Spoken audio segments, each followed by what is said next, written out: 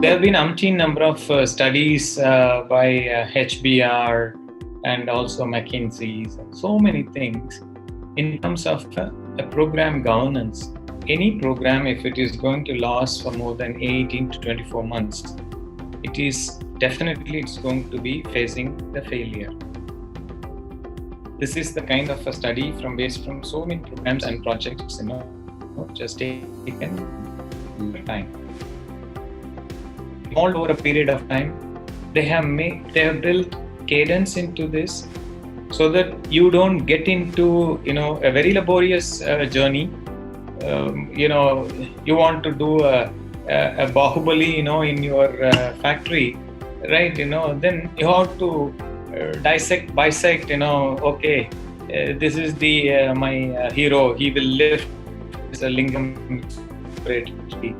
I will build process separately. So you need to really, make that into smaller entities, so that you don't get into that kind of a very boring thing, right? So that no program stretches very long. In other words, making it in a very, very short thing, keep getting some incentives, results, say in about 6 months' time. And then, refine it so that, at least every 90 days I taste some small success, right? So that the teams are motivated, and then they see results coming up. And then the person who has funded for it, he feels good. Hey, my money, what I have put in. I'm not talking about big monies, okay? If it is going to be, say, like 5-10 lakh rupees, if I'm going to put that in, even if I'm going to get 1 lakh as a return on investment, then it is working.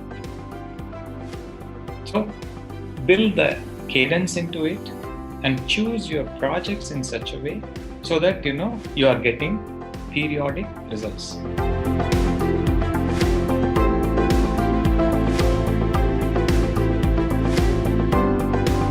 Maintenance is a very sweet spot. Why? Because maintenance, you do it on a daily basis, and then there are many areas, and scope for improvement is very high. So when you take about the maintenance aspect, it's say I'll give you another good example. Most of us own cars, right? As a society at large now, this word, most of us we own cars. And when we really look at it, there will be one tire called as a stepney, which will be always, inside the boot. And that tire, we'll always preserve it, saying that, we go out, something happens, that stepney has to be in a really perfect condition. What happens? It never gets used. And then, not many people, they do go for a tire rotation and stuff like that. They just take the car, they keep driving it.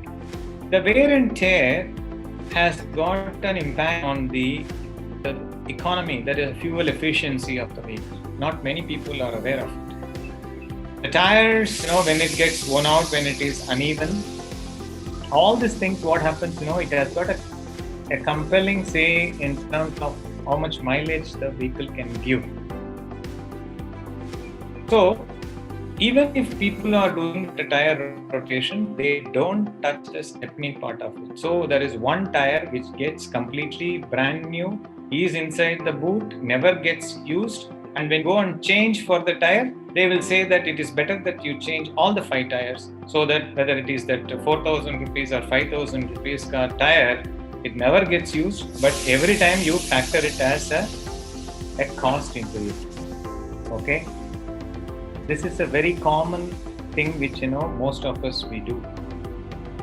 Now take an industry like this, so many rotating parts, and so much of, horsepower which varies, the wattage and things like that, and multiple manufacturers because of your risk mitigation and also so many other risk mitigation policies will make you say that I need to have a diversified vendor base and so on and so forth.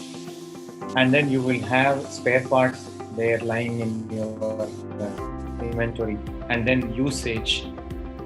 Not many people are scientifically monitoring. So when you put IoT sensors into it, then you will know the standby pump, how many times it has operated. Whether there is a philosophy that standby also has to become a master at some point in time, and the master has to become a slave at some other point in time, whether the algorithms have been factored into it. If not, go into the DCS or the PLC system or the SCADA system and then go and program those kind of things. Then comes your domain expertise, both as an equipment manufacturer, also as your process. You sit down and then write down what is the optimal time that is, that can be prescribed, so that this motor has to be running on the main for some time. Then it has to go into stand. It's a huge exercise. When you have thousands of rotating parts into it, then it becomes a big exercise. But when you start doing it very simple way, that I am trying to bring down the maintenance of the machines. That is, when I am going in for a breakdown. So how can I make my breakdown maintenance zero?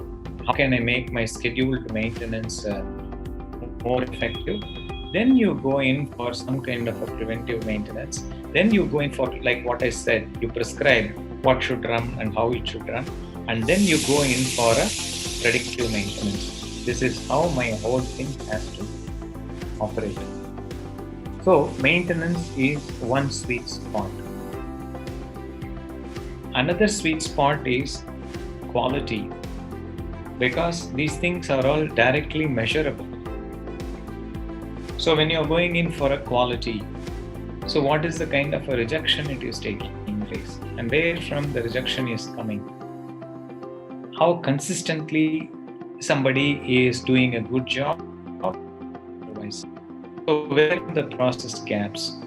Can I make this visible, automate it, so that I see my parts per million, how much they are getting rejected, and that's available as a dashboard.